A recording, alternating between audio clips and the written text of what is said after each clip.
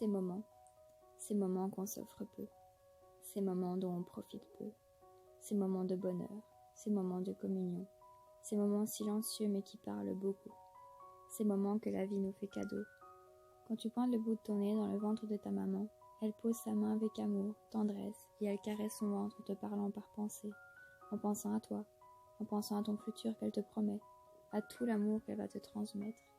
Elle te voit lasser tes lacets, elle te voit parler pour la première fois, marcher pour la première fois. Elle t'aime déjà. Elle t'imagine jouer dans le jardin, elle te voit trébucher. De la communion, de l'amour, du partage. Quand tu seras prêt à sortir, tu seras posé dans la minute dans les bras de ta tendre maman, de ta tendre génitrice, de celle qui t'a mis au monde, de celle qui t'a porté pendant 9 mois et qui te portera tant de fois encore.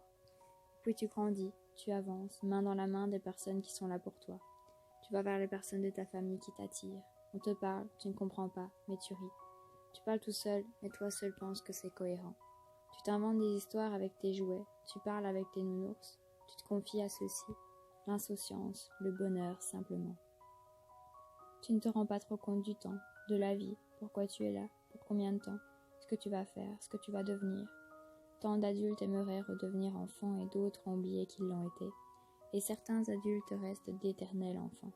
Chacun évolue à sa façon, par rapport à son éducation, son histoire, son vécu, son passé, ses envies, ses valeurs, le temps. Tu te remets souvent en question si tu agis bien, si tu agis en faisant du bien, et tu t'oublies toi-même. S'oublier alors que tu passes toute ta vie avec toi-même. Offre-toi des câlins, offre-toi du bonheur. Saisis la vie tant qu'elle est encore là. Cours, vole, chante, crie, complimente-toi. Pardonne-toi, aime-toi, apprends à t'aimer toi, apprends à aimer tes défauts, à vivre avec. Plus tard, tu ne recevras pas tant de câlins. Tu recevras parfois des coups. Tu tombes et ensuite tu te relèves.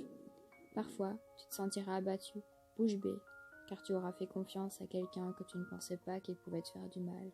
L'insouciance, la naïveté te quittent petit à petit. Tu prends tes propres ailes. C'est quand tu rencontres le malheur, la tristesse, la mélancolie, la nostalgie, que tu te rends compte que tu étais heureux, que tu nageais dans le bonheur. C'est quand tu perds quelque chose que tu sais qu'il était là.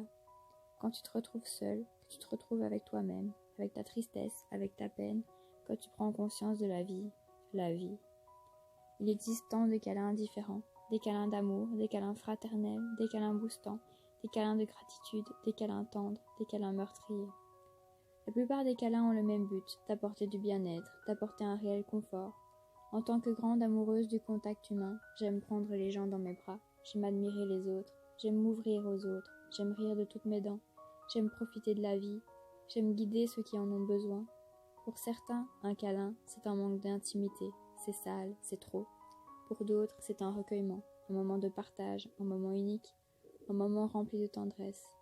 Nous avons tous une histoire différente. Les câlins apportent beaucoup. Les câlins sont importants à la vie. En ce moment de confinement, les câlins manquent. Comment dire à un enfant qui faisait des câlins souvent à ses parents de ne plus les approcher? Non, 1 mètre de distance, pas de contact. Alors oui, c'est vrai, en grandissant, les contacts se perdent. Mais ils se perdent sans réelle conscience, sans faire exprès. Une inconscience triste quand même. On ressent tous des tas de sentiments, et pourtant souvent ils paraissent n'être que du plastique. Même si nous savons qu'ils sont réels, on les ressent sans être convaincus qu'ils occupent tout notre être. Nous sommes tous un peu pudiques, et oui, parfois, on aimerait prendre la main de quelqu'un, lui dire quelque chose, lui sourire, le prendre dans nos bras, mais on n'ose pas, et on s'empêche, on se prive, et pourtant, quand un moment est passé, on s'en veut. Quand nous sommes tristes et qu'on se livre à quelqu'un, si on le prend dans nos bras, on se sent en confiance, on se sent soutenu, on se sent compris, on avance ensemble. Et parfois, à l'inverse, on ne pense pas à prendre quelqu'un dans nos bras. Et comme si le corps contrôlait l'esprit, on enlace quelqu'un. Et c'est plus fort que nous. Et ce n'était pas contrôlé, mais c'était intense. Nous avons tous besoin des autres. On a besoin d'être en contact avec quelqu'un. On a besoin de signes de reconnaissance. On a besoin de rire, de sourire, de pleurer, de se disputer, de s'énerver, de tomber, se relever, grandir, grandir à n'en plus finir. On a besoin des autres pour apprécier la solitude. On a besoin de faire des fautes pour savourer pleinement nos réussites. On a besoin d'aimer et d'être aimé. On a besoin de personne pour guider nos vies. On a besoin d'être imparfait pour s'améliorer. On a besoin de sentir la haine avant de pouvoir la dominer. On a besoin de faire pencher la balance.